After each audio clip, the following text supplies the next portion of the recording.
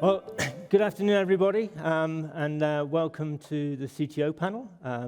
My name is Michael Darg, and I'm absolutely delighted to be hosting this panel today. And we've got a fantastic lineup of speakers for you. And over the next hour or so, we're going to be talking about the current state of fiber networks and what the future holds. We'll start off with some introductions. Each of the speakers will provide an introductory statement, and then we'll get into a discussion, talking about the evolution of fiber and what lies beyond classical networks. So in terms of my speakers, I'll let them give a full introduction, but to my left I have Enrique Blanco from Telefonica, Group CTIO, who I'm sure all of you know. We have Suzanne Tracy from Cyro, CTO at Cyro over in Ireland. Ronan Kelly, CTO of All Points Fiber in the UK. And Stefano Paggi from Italy, the Chief Technology and Operations Officer for FiberCop. And then Duncan Earle, who's joined us from the USA, who is Senior Director of Quantum Networking from IonQ. So without further ado, I'll let the speakers introduce themselves and talk a bit about their world, and then we'll get into the discussion. Enrique, please. Telefonica, we took the decision to go to fiber 20 years ago, 25. At this moment, we have clarity that copper cannot compete with cable, and fiber, it's the right solution. It is the future-proof solution. It is the only way trying to compete, and we took the decision trying to bet crystal clear about the fiber. At this moment, let me say, what is the reality? We don't have the machines trying to fusion the fiber. This means that we need to be working in a very extremely poor condition, but we were just creating an end-to-end approach for the customer. Today, Telefonica has more than 87 million of home passage in all the geographies. 87 million of home passage. So, and we have been improving all the different capabilities. We have been improving all the different steps. So we have been improving the intelligence, the OLT. So we have been just starting with a solution that we have that it was not interoperable.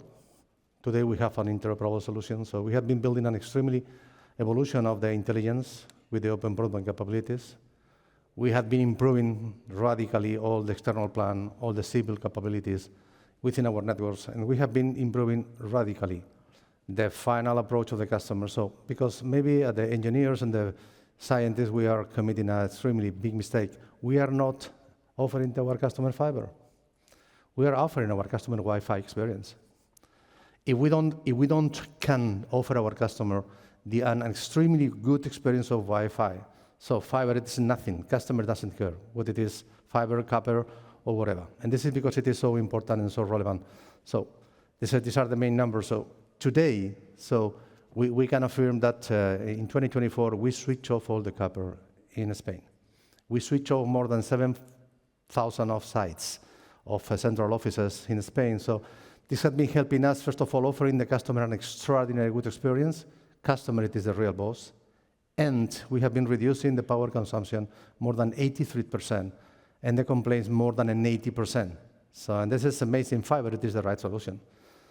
And when you see what is going to happen with the fiber in the next 5-10 years, we have clarity about which is the way. So we know that we need to evolve to 10 GPON.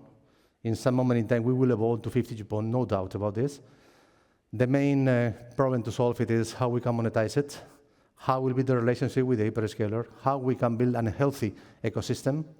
And this is something that we need to do as an industry, not operator by operator. This is key. So we are just working very hard in the customer premises equipment. Just a single message for all of my colleagues. Customer premises equipment, it is not a commodity. It is the key element trying to offer a good Wi-Fi experience in the customer. If we don't do nothing, we will be suffering the same that we suffer with the ADSL, poor quality.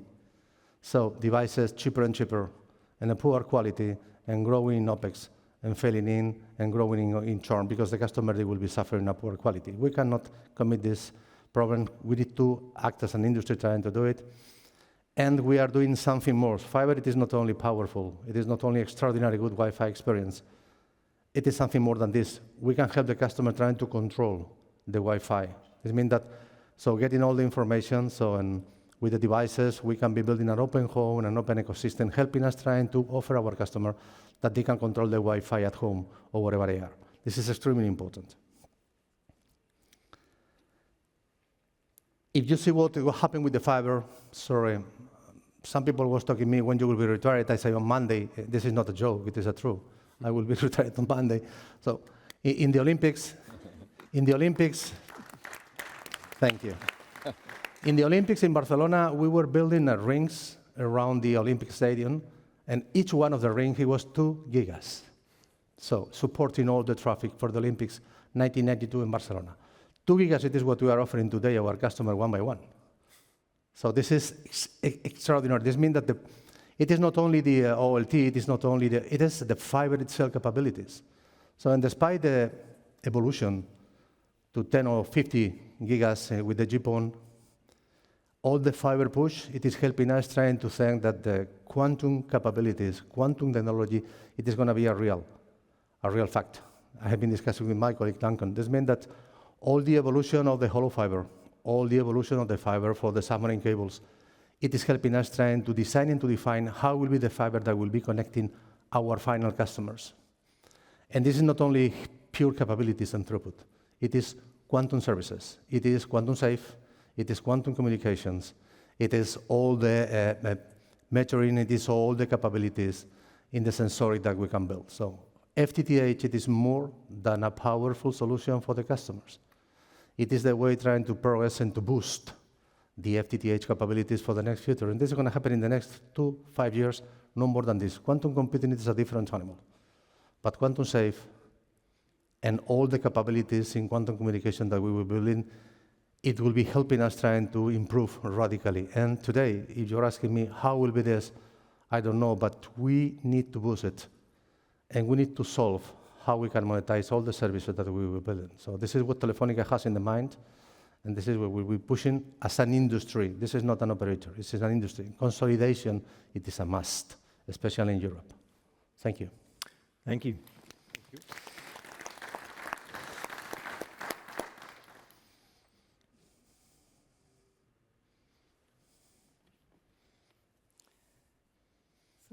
Good afternoon, everybody. My name is Suzanne Tracy. I'm the CTO in Cyro. So Cyro was the first full fibre operator in Ireland, successfully disrupting the telecoms market. And earlier today, Cyro was crowned FTTH Operator of the Year, so that's great. So it gives me great pride to actually share the stage with Enrico, who also received an award today from FTTH Council for his lifetime achievement in the industry. This afternoon, I'm going to talk to you and give you a very short overview of Cyro, of the FTTH market in Ireland, and the key focus areas for me as CTO. So, about Cyro. So, a national fibre network, and we're now the second largest in Ireland.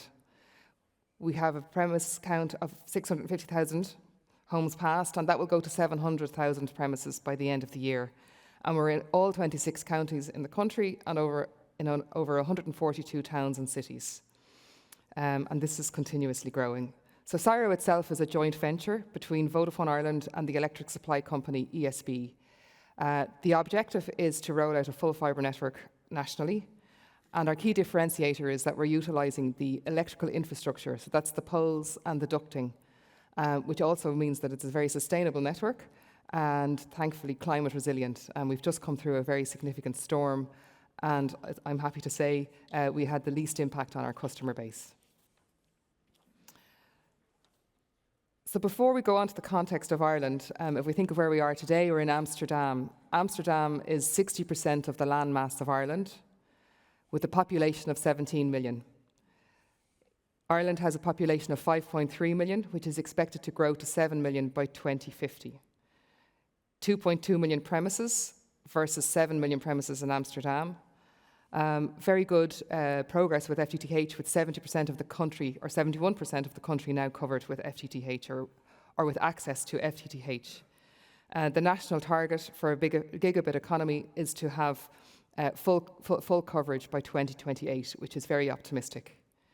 The incumbent market is Open Air, and they have a plan to switch off their copper network, This plan has been approved by the regulator, but it's not yet activated in that there isn't one of the 1,200 exchanges yet switched off.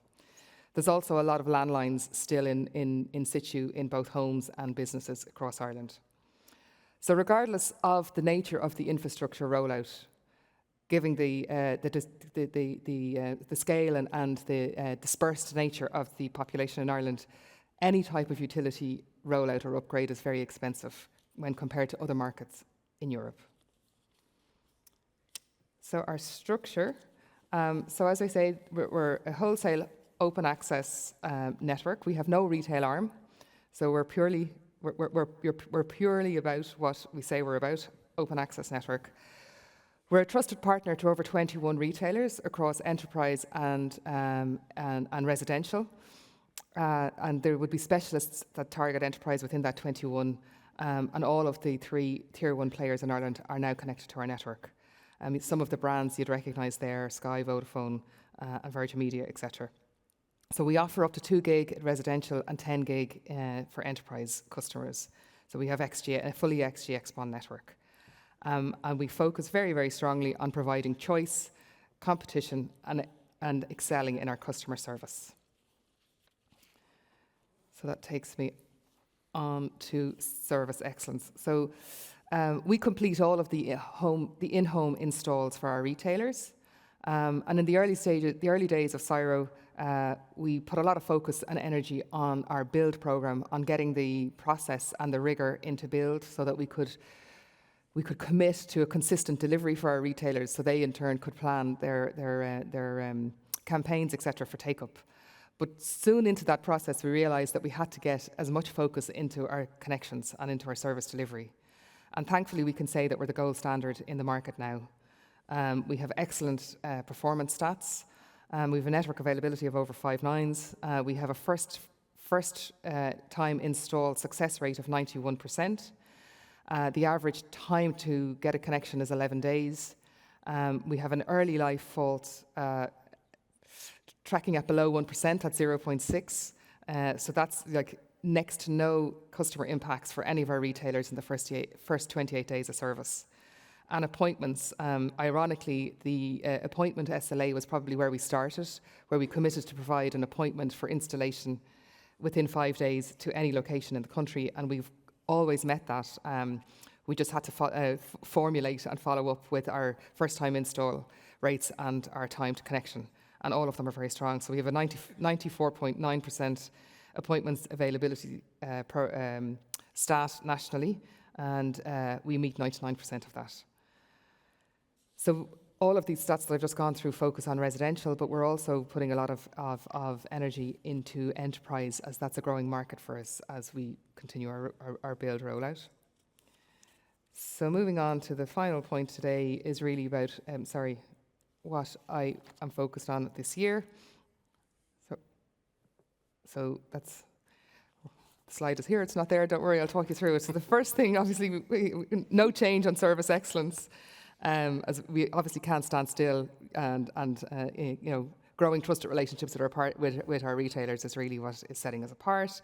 The second area of focus is new developments. So as I said, we have a population of 5.3 million, but to grow to 7 million in 2050. So we have a strong economy, we have a growing population, and we have a housing crisis. So we have lots of new developments underway, and that's a very key area of opportunity for us. The third thing on the list is product development. So as we mentioned, we've gone to XG-XPON across the network. We also have a 50 gig product in trial, and we're looking at an open port, which is kind of an evolution of the Gigabit Infrastructure Act, where in those new developments that I mentioned, they would have kind of a shared wholesale access that would then be accessed at point of entry of the new housing development by other retailers and other wholesalers. Copper switch off is number 4 on the list, and ensuring that we can influence that, because obviously that's going to drive take-up. So we have a significant share of the FTTH footprint in Ireland, but we also want to keep driving our take-up, which has been strong to date, but there's always room for improvement. And copper switch off is something that we think that we could probably help with migrations and help our retailers by getting more involved in that migration process. really leaning on our strong service delivery. And then the final point that none of us can avoid is really around cybersecurity and NIS2. So the threat landscape is ever evolving. So it's something that obviously is front and center for me as a CTO in CSIRO. So in summary, I think there's no doubt that fibre is the future. Thank you. Thank you. Thanks, Suzanne. So good afternoon, everybody. Good, some of you are awake. I'm conscious we're stood between you guys and vibration night, so we'll have to make this as energized as possible. I know some of the people in the audience, there's a lot of familiar faces here, but I'm curious as to how many people know All Points Fibre. Maybe put your hand up if you've come across All Points Fibre before. Okay, maybe 20% of you thereabouts. Perfect. Okay, well, hopefully by the time you leave here today, you'll have a much better feel for what it is that we're about. All Points Fibre as an entity is an entity that was created out of a collection of companies that were brought together who were started roughly around 7 years ago as what we would classify generally within the market as altnets in the UK marketplace. And these altnets, they focused on different geographic parts of the UK to build out fibre. They were vertically integrated altnets, so i.e. they provided the ISP service in addition to the fibre build-out as well. And they had one common investor under a group called Fern Trading, and Fern Trading was backed by the investment arm of the UK's largest electrical provider, Octopus Energy. And the 5 separate companies effectively were given kind of carte blanche to go off and roll out their fibre infrastructure as they saw appropriate, using, you know, things like the architectures, splitting ratios, equipment vendors, system vendors. They all were free to choose as to how they went forward. In September 2023, working with the executive teams across the 5 companies and working with the board from the investment board coming from Fern Trading, the decision was taken basically to combine all the companies together and essentially break out one part, the infrastructure part, as a wholesale-only provider, and for the ISP side of things, break that out as a separate legal entity called Cuckoo, who would effectively become the first customer for the wholesale infrastructure provider. And the wholesale infrastructure provider, namely All Points Fibre, since inception has been working on building a platform. And what I mean by platform, I mean a mix of both network and systems that would allow people to transact not only across the fibre infrastructure footprint that the 4 infrastructure players that were combined together to make up the business created, but also to allow ISP customers who transact with us to access other networks as well. And the reason behind that was when you look at the progress that the 4 individual fibre companies made, by the time we combined the companies together, where they had over 1 million households designed from a fibre build-out point of view, they had actually rolled out the network to pass 500,000 households, which, knowing the organizations, knowing the size of the teams that were involved, was a phenomenal achievement. You know, it was really impressive given the resources they had available to them. But there was no getting away from the fact that 500,000 households represents about 2% of the addressable households in the UK market. So if you're going to market as a wholesaler to try and attract on the big brands onto your network, and you're saying, hey, we've got 500,000 households, 2%, that doesn't work for the big brands because they market and advertise on a nationwide basis. They don't do localized marketing. So you've got to increase your relevance. So that's where the other part of the All Point Fibre strategy came into play. Working in a reciprocal basis with some of the leading fibre networks across the UK, we set about establishing both data connectivity but also direct API connectivity, leveraging their very latest fibre-only APIs rather than the hybrid copper fibre APIs, which are somewhat hobbled in functionality. Instead, we went for the very latest full fibre APIs that they had available. And we interconnected with BT Wholesale originally, which gave us national reach across all of the footprint that the BT Group was building out. City Fibre also is one of our strategic partners as well. And OpenReach, which is the infrastructure arm of BT Group, by Interfacing with Openreach, what that allows us to do is, rather than taking delivery of services that we order through BT across their national network, instead what we do is, where we have deployed our fibre network into Openreach exchanges and deployed our equipment in there, when we order services that are delivered out of those exchanges, they hand off that service to us in the exchange, and then we backhaul it across our own network then. So we're fully in control of the user experience from the first electrical conversion in that optical path from the customer's prem all the way through to the internet. We're not done yet. We are in dialogue with a number of other service providers, some of the kind of slightly grayed out names that you see towards the bottom. We've had conversations with. They're looking to wholesale their networks as well. And we're interested in expanding the reach that Allpoints Fibre brings to our ISP customer base by bringing on board high-quality fibre networks. There is a long tail of fibre networks in the UK marketplace today. If you listen to the stats from Ofcom, they indicate there's in the order of about 100 operators building fibre infrastructure in the UK market today. Not all of them are going to survive. Not all of them are building to the standards that we would require to service our customers with. So we will work predominantly with the larger players in that space, the operators that have got themselves a scale in the order of in excess of 1 million homes passed. We will try and work with them and bring them on board as part of the network. Right now, as I'm talking to you today, we have access between our footprint, the City Fibre footprint, and the combination of BT Wholesale and Openreach footprints. We have access to over 20 million households, putting Allpoints Fibre as a wholesale provider with the largest possible access of any single entity in the UK market today. So really good achievement on that front.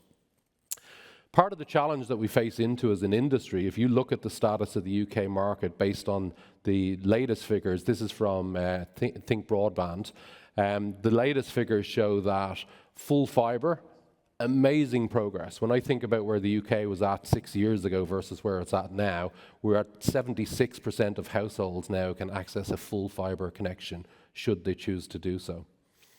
But in addition to that, if you take into account things like the cable networks that haven't yet been replaced by full fibre, the number of households that can gain access to gigabit connectivity is up at 87%. So for all intents and purposes, the vast majority of UK households who want to access gigabit connectivity today can do so. And therein lies a challenge for the industry, because we're in this unique period in time now where, for a spend that's typically within the elastic spend of most households for broadband services, most people can afford to take gigabit connectivity, which for, I would say, 95 to 99% of the households far exceeds the need of what they actually want. So to a certain degree, the bandwidth has become commoditized. For a provider like ourselves who's trying to interconnect ISPs to these consumers, we've got to work out a way that prevents ourselves plus our customers being drawn into a price war as people become increasingly desperate to try and bring subscribers onto their network. And this is where we use the analogy of Uber to try and better explain the role that APFN is trying to play within the broader marketplace. When you look at Uber, a lot of people think of Uber as a taxi company, when in reality it's not. It doesn't operate vehicles. Uber arguably is the largest taxi fare company in the world. But if you look at what Uber does, essentially what it does is it connects people who are seeking carriage with people who are seeking to monetize assets that they own by offering carriage.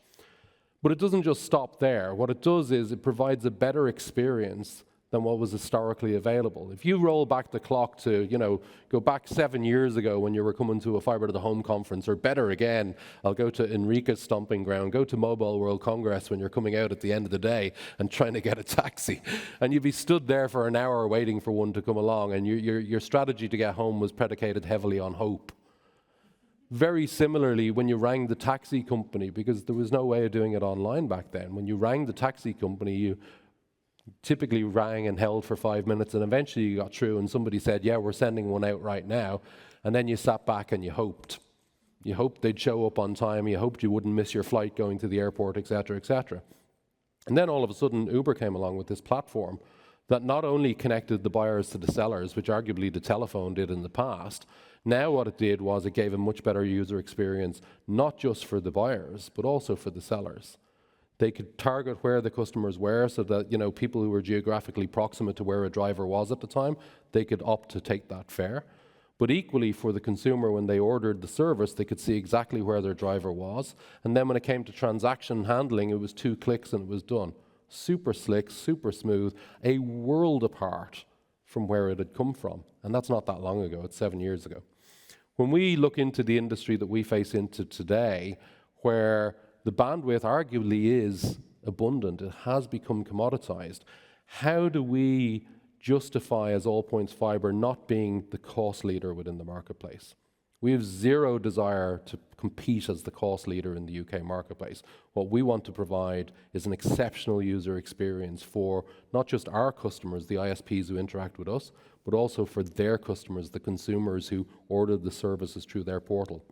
And we achieve that by leveraging the brand new infrastructure, the brand new platform that we've created, which is a ground-up IT stack that we've built using best-in-industry vendors, working with partners like Sonalake, working with partners like ServiceNow, and married that together with a state-of-the-art backbone and edge network from partners like Juniper Networks.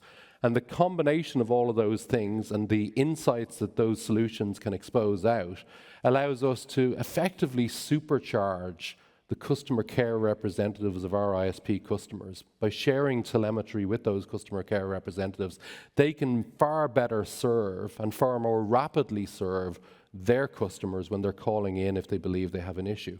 Similarly, the performance, the analogy that I use for the system side of the platform, the guidance we gave our partners was we're not looking to build a Land Rover here that can cover all sorts of terrain in every different scenario. Instead, we're trying to build a Formula One car. We want something that does a small number of things exceptionally quickly, so that things like when customers come to their website, they type in their postcode to see can they get service, that the responsiveness of the system when it's dealing with them is so quickly that they go from initial engagement through to closed deal much, much faster than any other platform that's available within the market. And the net impact of that is higher conversions of sales. And that's what we're trying to drive for our customers. We want higher penetration rates on the networks, but more importantly, we want to lower their operational costs as they go forward. I'm going to skip across these. This is just the various different ways that we're able to provide connectivity for our customers. We have national coverage through our BT wholesale and City Fibre wholesale interfaces. We have full control over end user experiences when we bring them onto our locally enabled footprint, and then obviously we can complement it with our on-net footprint as well. The goal we're trying to achieve, as I described, is similar to the Uber scenario. When you combine the Uber platform with the cars, you get that multiplier effect, that the combination of the two is greater than the individuals on their own. In a very similar fashion, when you combine the Aquila digital systems coupled with the Aquila networks that APFN have created over the last 12 months, that combination gives you that multiplier effect where our customers have a much better experience. So ultimately, we've created a unique customer-centric platform that's focused on leveraging the fact that we have zero legacy systems. So all of the systems that were created by the original businesses, they are now being wound down. I've been busy over the last 6 months driving migrations to get customers off the original systems, off the original networks, and all onto the new environment as we go forward. And that's opened up the opportunity now where we can confidently say to our customers, we can deliver the lowest cost to serve, but that should not be misconstrued as the lowest cost circuit. That's not what we're about. We're not trying to be the cost leader down the bottom end of the market. Instead, what we're trying to do is help our customers lower their operational costs by better empowering them to service their customers and also being able to allow them to transact more rapidly when they interface with ourselves. And all of that exposes out the multiplier effect then of dealing with APFN. Thank you. Okay. So hi, everybody. My name is Stefano Baggi. I'm CTO of FibreCop. And I have to say that one of the most abused statements when you talk about your company is saying that it's a unique case. And I have a new for you. I have no exception. I have to say that we have the unique case. But in this case, I think that's really true because it's the first time all over Europe that a company that's born as the separation of the incumbent from the network and the vertically integrated incumbent that separated the network activity and the commercial activity. So at the end, if I have to find a way to describe us, that we have an incumbent startup. We was born just July of the last year, but we was born with a bigger heritage because we have more or less 30 million of households in Italy, and we have 95% of coverage in terms of ultra broadband coverage. When I say ultra broadband, is that as an incumbent, we don't only speak about fiber. We have still some copper. This is some of the things that we have to face. So you will find in the next of this panel that perhaps you have a little bit different view about the commonality of these panels, about, let me say, all switch off or kind of services that we can offer. Because one of the important things for us is to leverage the fact that what we need is this, to have customer more the network. That is one of the most important things that we have to have. So as an incumbent, we have all the opportunities and all the problems of the incumbent. So the opportunities that, for sure, we have assets, I said before. We have 30 million house coverage with ultra broadband, more or less 12 million of FTTH. We already have 50 million of customers on our network. That is really for the company that normally have in this environment that are typically divided in two. Or they are startup, or they are integrated incumbent. This is the dominant players now in the FTTH arena. As a matter of fact, we are really different because we are not an integrated incumbent, but we are not a startup. Another unique thing in Italy, unique characteristics, is that more or less 100% of the households in terms of FTTH are covered by wholesaler. Because as a matter of fact, now we are a wholesaler company. And the other most important company in Italy, that is Open Fiber, is a wholesaler company. So it's very strange that in a whole country, practically all the households are covered and available on the market for other from wholesaler company. It means that we have to face also different challenges now compared to other situations. So I said before, we have assets, so we have fiber, we have kilometers of fiber, let me say 25 million. We have copper, 130 million of kilometers of copper. We have customers, we have all these kind of things. Obviously, we have also a lot of people that could be, at the same time, really a differentiator in terms of services that you can offer, but at the same time, also, we have to face the complexity. So all the things that I'm saying that we have something that's sweet and something that is bitter in our situation.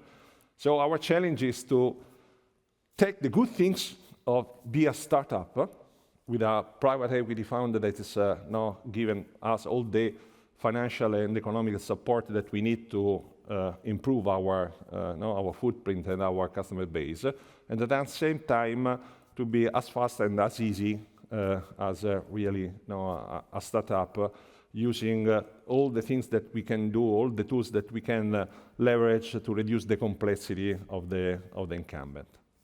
Which are our main focus at the moment? First of all, we have to.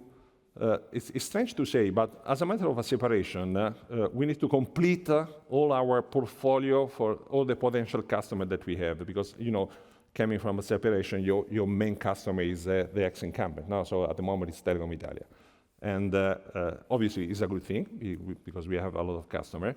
But obviously it's also something that we have to face for the future. So we have completing in a similar way that now was said. Because I think that big differentiator in the future is not the technology that we have in the network, but it's something that is around the network. So to digitalize the network, to cloudify, let me say, the network, and also to make it as easy as possible for other customers that are not only the traditional ISP, to use this facility for the actual service in the future service is one of the key factors. So what we are challenging now is to do as fast as we can this transition from the legacy services that we have with our ex-incumbent and the new services that we want to propose on the wholesale market. Another challenge is obviously to simplify our processes and to simplify our network. Obviously, because as Enrique said before, when you are born with the copper, you have all the limitations of the copper. That means that you have a huge number of central offices that are consuming a lot of power, that need a lot of maintenance and so on. This transition is already been made from Telefonica, and we are just in between in our case. So when we are trying also to improve and to scale in terms of information technology, facility, and cloudification, we at the same time to put a lot of effort in to be more efficient. So in reducing the number of central offices, to improve the footprint at the same time of fiber that still need to be improved. In Italy, we are more or less, at half of the path. And so we are, let me say, we have to head at the same time, something that is looking to improve what we have inherited from the past, and some that is really now facing the future in terms of in services and approach to the market. And the key leverage for do that is to simply trying to think as a greenfield, so trying to avoid the thing that you have to use what you already have in your portfolio. Otherwise, it will be really a huge way to carry over the time. With just one exception, as I said before, the exception is the customer. When you are a technology company, sometimes you imagine that the customer is something that it's in your perimeter because of technology. That is simply wrong. So one of the things that we are trying to do at the same time is not only a technology transition in our culture, but also to really have, it's very easy to say that you have customer-centric company, because it's just to write a slide and then you say, okay, we are a customer-centric company. Thinking all the things that you have to do really in a customer-centric way, it's much more harder and much different in what we are doing at the moment. Also because world is changing at this moment. So the customer has a different feeling of what it's the environment that they need, because you have a lot of different comparison compared to the past. Now you have to face in terms of customer journey, not to what we are used to do in the traditional customer journey of the telephony company. Now your benchmark is the hyperscaler, is what you have in the digital world. That's the benchmark. And because of that, that is the benchmark. Our traditional way to see the customer is simply wrong because of the fact that we are technology-oriented, that simply doesn't care anyone of the customer, which is the technology that is behind. And also because our approach in terms, for example, of delivery or technical assistance is an approach that is, in most cases, derived of the traditional telecommunication approach that it simply is going out of date. And it will be one of the things that could differentiate an operator to the other, especially in the wholesale market, because we will face also that other company will use our services, not only the traditional ISPs, for complete their portfolio. And so it will be really a crucial way to approach the market, to give to them not only the connectivity, but all the environment that they need for their customer.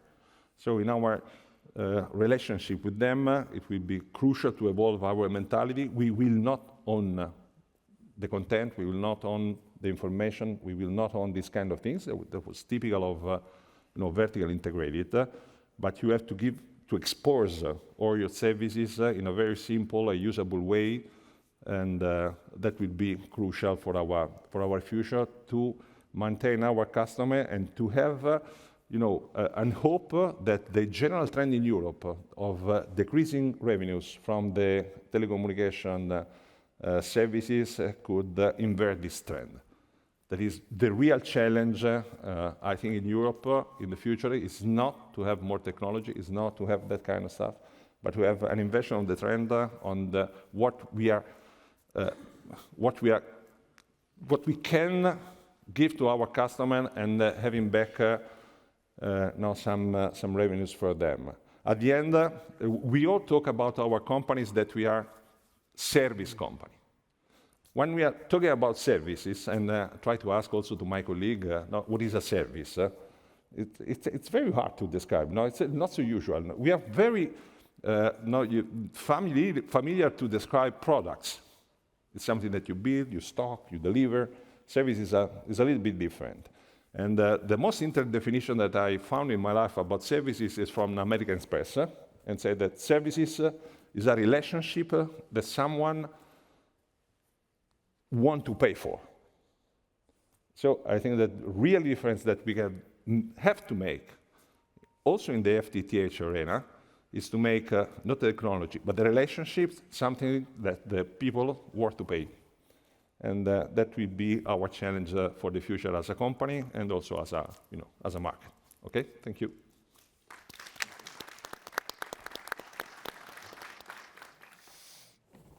So afternoon, folks. My name is Duncan Earl. Let me first off just thank everybody for coming out to this panel. I know it's late in the day, so I appreciate the attendance. We appreciate the attendance. So full disclosure, I used to be a chief technology officer. I had a small company called Cubitech, and we were focused on this new type of technology called quantum networking. And for about a decade, we worked to pioneer quantum networks in the United States. And about 3 months ago, we were acquired by a much bigger company called IonQ, and I am no longer the chief technology officer of this multi-billion-dollar company, but I am the senior director of quantum networking, and am excited to sort of tell you guys about quantum networking that's happening in the U.S. and in broader terms happening all across the world, and what it might mean to fiber optic networks. So thank you for being here. So if you haven't heard of quantum technology, let me be the first to tell you what's coming. There is a new type of technology in computing and communications, which is taking time to develop. It'll take years to develop, but it is just now starting to enter the market and starting to impact people's lives. So these are things like quantum computers, which are further out, but these are very, very powerful computers that can solve problems we cannot solve even with the fastest supercomputers today.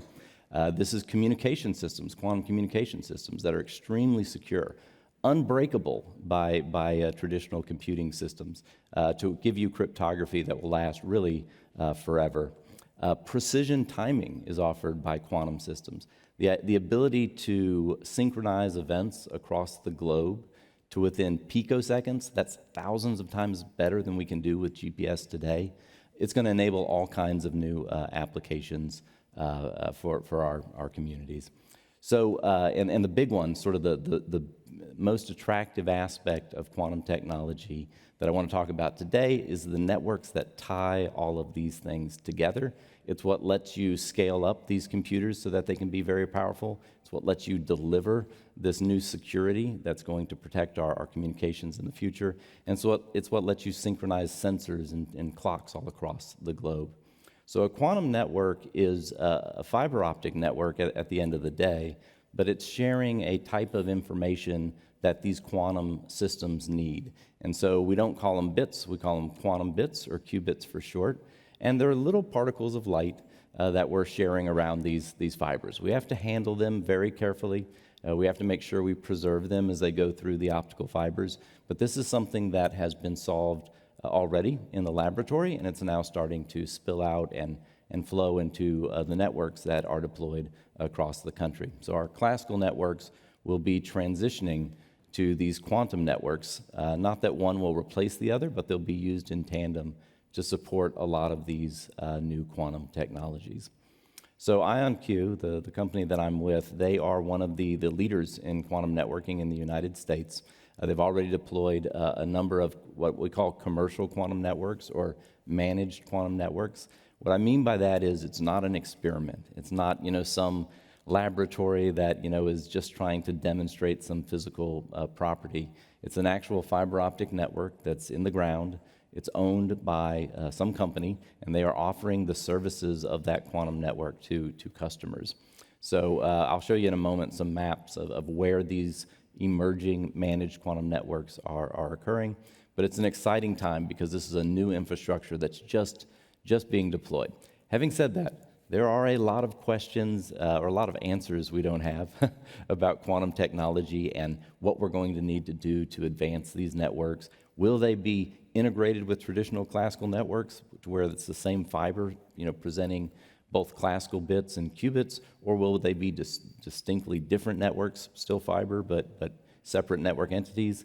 Those questions we don't know yet. We're still trying to understand. But as we deploy more and more of these systems, we start to see use cases evolve, we start to get feedback from customers, and we start to answer those questions. So it is the early days, but it's an exciting time. The networks that IonQ produce are an architecture called the Bohr-4 quantum architecture, which basically means that you have multiple nodes, multiple users that are all utilizing the same fiber optic network. On that network are tools for quantum technologies to utilize. They're very, very similar in some ways to what you would see in a classical network. You need some sort of a transmitter, some sort of a receiver, some way to maintain the quality of the signal as it moves across the network. We're seeing the same sort of components in a quantum network, but they are just the quantum versions. So in this picture, you can see what a data center or an equipment hub might look like in a quantum network. This is a quantum network in Chattanooga, Tennessee. It has only 10 nodes on it, and it only covers a small city, but it does use optical fibers to connect these nodes and to share these quantum bits across the network. And this network is software defined so that it can be utilized for many different types of applications: computing, communications, and sensing. And there are just a couple of the different use cases that this network can support, which are listed on this slide. I won't go into great detail other than to say this list is growing, and we are continuing to learn more about how these networks might support these emerging technologies. So I don't want to bore you with the details, of this network too much, other than to kind of give a high-level overview of it. It is very similar to classical networks.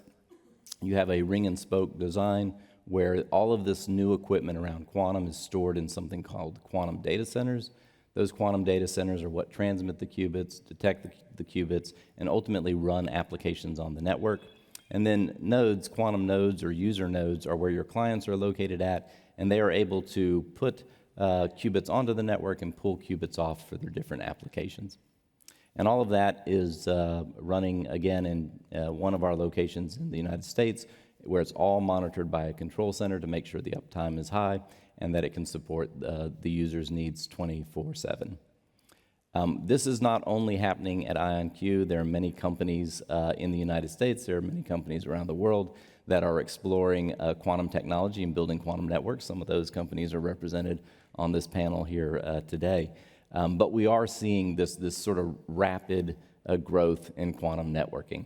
So if you look at just these points on the United States, on the map of the United States, you will see that 5 years ago there was maybe one point on this map. Now there are growing to more than a dozen. These are all networks that are isolated. They live all on their own.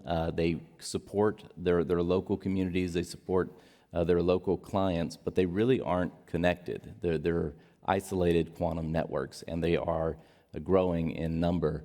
Now, very similar to the way the internet grew, you will start to see these small networks become interconnected over time, to where eventually we have a large network that covers the entire world, and you can send a quantum bit from New York City to Amsterdam using that network. Probably we'll have some satellites in there too, some other components, but just like the internet grew, you'll see these quantum networks grow as well.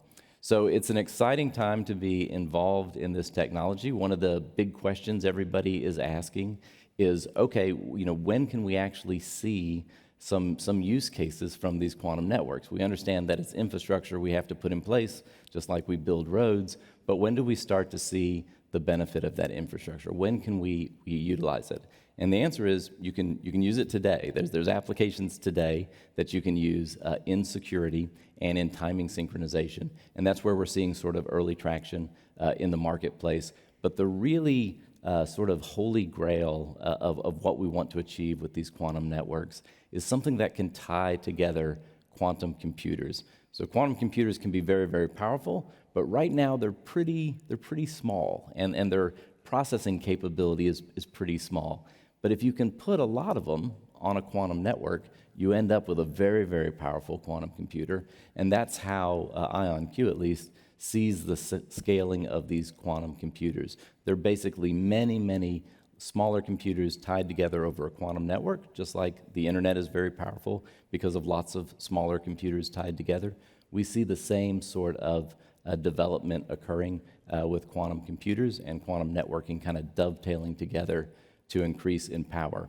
And that is happening this year as well, not with millions of computers, just a few at this point, but just like the internet, that's how it starts, right?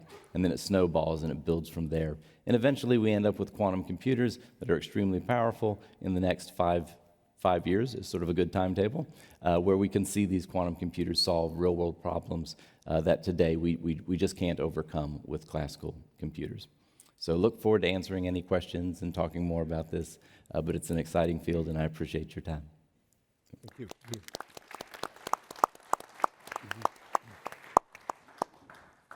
Thanks, Duncan. So super interesting hearing about what's on the horizon with quantum. We've got about 20 minutes or so left on the panel. I just kind of bring us back into the classical networking world, and perhaps thinking really about the here and now. One of the things we've been hearing about at the conference is customer adoption of fiber networks, which is it's not a new theme, but I think interesting. Given that we've got, some CTOs who represent different countries, have had different experiences of building out fiber networks, interested to hear, thoughts on, what operators can be doing to drive technology, and perhaps start, Enrique, with maybe your thoughts on the customer experience side of things. You mentioned the Wi-Fi in the home. Do you think the industry's doing enough in that regard, or is there more that could be done? So let me give some number trying to understand which are the differences. So you can imagine same technology for the OLTs, same technology for the external plant, fiber, repeaters and whatever, same technology for the customer premises equipment. So we have different countries. So you can see that in some countries the cost per home passed it is up to 2,000 euros, and in any other countries the cost it is below 100 euros. So where is the difference? It is not the cost of the technology. It is the cost of the infrastructures, of the civil work, of the external plan. And this is when we have the main differences. So even the maturity of the different countries, we were starting with Spain, so we matured. I took more than 18 months trying to get a network which is with the right attenuation, with the right quality, following a similar KPIs in terms of the complaints in the first 30 days and so on. In Brazil, so getting all the experience, so we did it in below 6 months. So he was great. But even today, so the most difference it is in the external plant, it is in the, even, it doesn't matter, it is a quite difference in a dense areas, in a rural areas. So even we design fiber to the fence in Germany, we do GG, so it's our fiber going Germany. Technology, it is a must, it is a necessary condition, but we need something more. So it is people, you were mentioning, training, processes, and the quality finally the customer perceive. And the main difficulty that we have today it is trying to build an operation which is coherent. And this means that in some points, so in Germany, it is just impossible to get people, technical people trying to go to the customer premises. We don't have this issue in Spain, we don't have this issue in Brazil. So UK, it is quite different. So even the infrastructure with the ducts, if they are available or not, which is the cost. Today, it is more processes than technology. And we suffer this in Spain. You can go faster with a very good cost for the 80-85% of the population. When you try to reach the 15%, which is a non-dense areas, a small population below 900, 500 people, it is when you really need to be so building an extremely accuracy processes, but finally makes sense. Because if you maintain legacy, the cost, it is always going up. If you really have the purpose trying to reduce their costs, you need to go to the 100% of the population. So this means that if you have the temptation trying to maintain a 10% of legacy because this is an extra cost, my personal advice is don't do it. So go to the total population. It is the only way trying to really build a coherent position. But finally, it is not technology. So in Telefónica, we have a common technology for our operations. It is a matter of processes, it is a matter of external plan, and you need to solve it. And this is our experience. Very interesting. Thank you.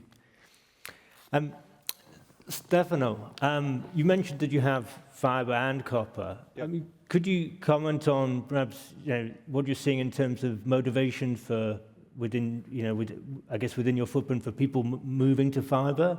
Does it differ by region? Are there other factors you see? Yeah. First of all, as I said before, I think that it's only one thing that's more difficult to compare to catch a new customer. That is maintain an old customer on your network and trying to have some money from him. So one of the problems is in this moment in Italy, we can divide the problem in three big areas. No? First of all, we are some places in which we are 100% coverage, the so-called black areas. And as I said before, we have a very particular situation in terms of competition because you have two wholesaler companies in the same area. In that area, we have really no problem of adoption. Really, it's we are reached, I think, 80% of people that are spontaneously going on the FTTH. There's only one problem, that obviously we are earning less than before. Because of, at the end, the real differentiation in a very good also copper network, let me say FTTC, it has been a matter of a price. So at the end, the first motivation of changing the network in very high competitive situation is not quality. It's not been quality because in that case, in Italy you have a very short secondary network. It means 200 meters in average. So FTTC is really good, and it's also not expensive to maintain because it's very short. Okay, but in that case, so it's not a huge difference in quality. But at the end, the leverage was the price. So what happened? Price or something that's similar to price, because at the end, if at the same price you give a very better quality, let me say, you started with 500 mega, and the same price you go to 1 gig. Then at the same price you go to 0.5 gig. Then at the same price you're going to that gig. At the same, it's a matter of price. So that's what happens. So when you are in a very competitive situation with two big wholesalers now fighting each other for the same customer base, at the end you have spontaneous adoption, but you have a counterpart that is you are wasting some value. Okay? At the end now, in that situation, you have that, just to give some numbers, you have 10 giga connection that is retail sold at 19 euros a month. And compared to FTTC, that is 25, 29. So it's normal that you have now fiber adoption. Then you go to the other side. And the other side is when you are, because of the fact it's very hard to reach all the rural areas, the so-called white areas, then you have a very strong competitor here in Italy. There is not the other infrastructure competitor, that is mobile. Because in that case, all the actual owner of the customer are vertically integrated ISPs, mobile vertically integrated ISPs. So in that case, the problem is that you are not so fast because it's very hard to reach all that kind of population in the rural areas, and your competitor is the mobile. So most of the customers that at the moment are leaving the copper legacy services in that area is not because they are going on, let me say, also they supported by government situation of fibers, but because they're going to mobile. Because often they're second houses, they are not so young people now in that place. So that is one of the worst things that happens, because simply you are losing forever that customer from the network. Doesn't matter who will be the owner of the network in the future. You're just losing customer from the fixed network. And as of the FTTH wholesaler, this is the worst news that you can have, because it will be very hard to bring them back on the fixed network. Then you have in between. In between is that situation in which you have FTTH, you also have FTTC, but because there are not so huge competition, prices are still not so, not so differentiated. And as a matter of the fact, in this moment, quality of connections is not the most important thing. So in that case, it's very slow, the adoption of the FTTH. Because at the end of the game, the FTTH, let me say, the legacy or FTTC transition to FTTH is not so easy for the customer. At the end, you have to go inside your house and changing some devices. There is an impact on what you have. So at the end, if there is no very important and stringent motivation in terms of quality, of latency, and so on, it's not, there is no reason to have this migration. Otherwise, you have very peculiar needings. So at the end, we have three different situations. But the very bad news, in my experience, is that at the moment, price is the most competitive lever that we have. Yeah. That is not a good news.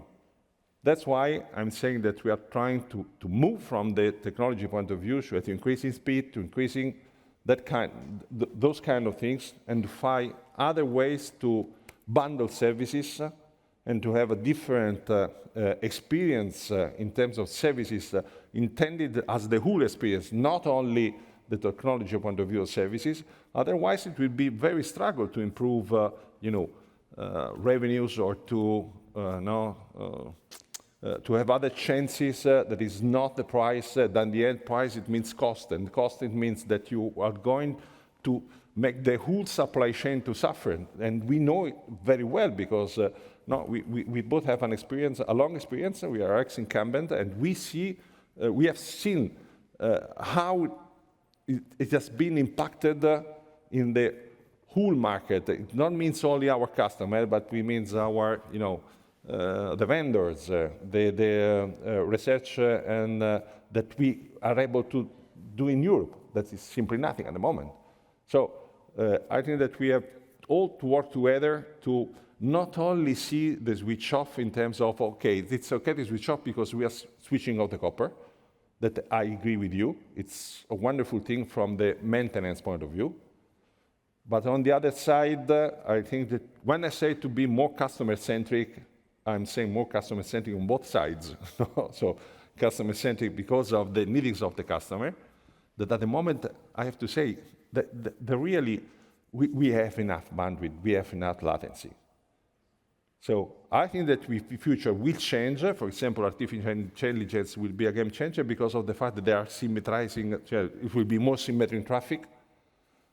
I'm not able at the moment to say, to forecast what will be the impact, for example, of quantum computing. It's out of my capability at the moment. And, but I'm for sure what I already am touching, let me say, all over Europe, is very European-centric problem that we have to face the fact that we are losing customers in terms of TH going to mobile or having as a major aspect a matter of a price, of pressure on competition. Okay, that's great points. Thank you. And just sticking on wholesale, Suzanne, so you're a pure wholesale operator. Interested in what you're experiencing in the local market in Ireland, and also what the role of a wholesale operator can be in helping retail ISPs gain subscribers, because they're the ones that are out in the market for you. Yeah, okay. So initially, obviously, when we started, there was no competition because we were the first to roll out a full fibre network. I suppose the other point that I would make is that because we're purely fibre wholesale, we don't have any legacy network. We don't have any legacies in the IT stack either. So that's also, it simplifies the process completely. But I think as we started to roll out, so the incumbent there responded, so they started to upgrade their copper to fibre. They probably were moving at a faster rate. They're building on an existing infrastructure. We're building new. Granted, we're building on the electric infrastructure, but it's still a from scratch rollout. And then in the last 2 years, the cable incumbent Virgin have started to upgrade their cable company to their cable network to fibre. So the market has got quite crowded. Ireland has the benefit of having 70% coverage. In addition to the 3 companies that I've mentioned, there's also the national broadband, the rural rollout, which is going very well. It doesn't compete necessarily. Certainly doesn't compete with Cyro. So there's a lot of activity in the market, but there's still a challenge from take-up. So our take-up is strong at 32%. The incumbent is stronger at 37%, but there's still a lot more to go. And I think definitely switching off copper would help. Mm-hmm. But how can we? I think your question is how can we, as an operator, help the retailers? We're in over 200 premises a day installing fibre as it is, so we have a high presence in every area that we have network, and we're engaging directly with the customers on behalf of the retailers. So I think there's definitely something that we can build on there. I think we can probably help with migration, so retailers will know where they have customers on copper, and they will know where they have fibre options, and we can certainly help them because again, we can utilise the field teams that we have, and I think that would definitely go a long way to growing the take-up number. But it is challenging, and it is, even though nothing compared to the UK, but it's getting crowded. Yeah. Brilliant, thank you. And an eye on the clock, Ronan. So you brought together the collection of ISPs. I mean, interested, were there significant differences between how the ISPs were performing, what they were doing in terms of acquiring customers, maybe in terms of their technology or customer experience? There is some difference, but I think most of the difference that you see there, particularly with regard to penetration rates on the footprints, would be more, in my experience, would be more attributable to the tenure of the footprints, i.e. how long they've been live, as opposed to really demonstrable and repeatable performance of the sales and marketing of any one of the 4 companies, if you know what I mean. So in the network segments that have been live the longest, you typically see the highest penetration rates. What we do see is a common thread, not just across our own on-net footprints, but we see this across the UK alt-net community in general, is when people go into new areas that haven't yet been serviced by fibre, we tend to see that 5 to 7% early adoption rate, where the pent-up demand is being addressed. You've got people who are desperate for more capacity that they can't get from the existing copper infrastructure that's there. They're very quick to adopt services. But then trying to push it beyond that to a meaningful level. We hear figures in the Irish market, 32%, 37%. Enrique's market in Spain, very, very high penetration rates. And I think ultimately, for me, most of this comes back down to the point that Enrique made, but I've made many, many times to the industry, is consumers buy Wi-Fi. They don't understand the nuances between the different technologies. So long as they're receiving something that delivers the capacity that they need on a reliable Wi-Fi connection, their propensity to churn is very, very low. And we see this best demonstrated in the German market. The German market, it pains me to say this as a former president of the Fibre to the Home Council, but Deutsche Telekom in the German market has played a masterclass they've continued to squeeze more and more out of the copper networks to stay ahead of the latent demand that's within the marketplace. Yeah, they're not doing gigabit rates, but you know what? For the vast majority of households, they're delivering what they believe is enough for them, but they're doing it on the end of a really reliable Wi-Fi connection. So when people come along offering fibre, the propensity to churn is significantly lower. And we see this in the UK market where you've got cable footprints. Again, nobody's going to make an argument that cable is better than fibre, but cable can offer for many, many households enough capacity that they feel it meets their needs. They don't feel like they're being left behind from a digital perspective.